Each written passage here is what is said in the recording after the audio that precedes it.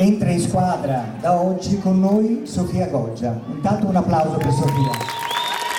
Bagno di folla per la campionessa olimpionica Sofia Goggia, insignita del ruolo di ambasciatrice dei mondiali di sci Cortina 2021, una grande festa tutta per la straordinaria atleta azzurra, per 3 volte sul podio al termine di altrettante gare sulla pista Olimpia delle Tofane, la più blasonata del circo bianco femminile. Amatissima da Cortina, l'atleta bergamasca ha stretto mani e firmato autografi. Mi fa piacere, vuol dire che nel mio piccolo sono testimone dello sport che faccio, dei valori che trasmetto, e quindi se mi riescono ad apprezzare per la mia autenticità riesco a compiere una mia piccola missione personale. Ecco. Sul palco della conchiglia di Corso Italia Sofia è stata accolta dai vertici della Fondazione Cortina 2021. Tra i vari valori che noi abbiamo sempre voluto mettere al primo posto quando abbiamo abbracciato questo progetto dei mondiali c'è stato quello di pensare alle generazioni che devono venire dopo di noi, in termini di comunità locale, in termini di interesse verso questa località.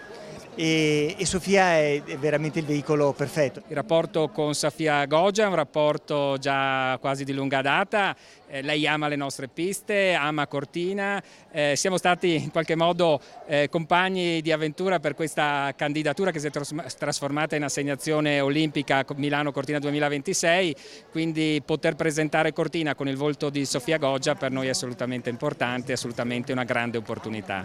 Direi che è un altro passo importante per Cortina e per i mondiali che stiamo preparando, è segno dell'attenzione e del dinamismo di Cortina, che è un buon viatico per la preparazione non solo dei mondiali ma anche delle finali che ci saranno a marzo del 20. Sofia Goggia affianca l'idolo locale Cristian Ghedina, insieme veicoleranno il patrimonio sportivo e culturale di Cortina in tutto il circo bianco e oltre.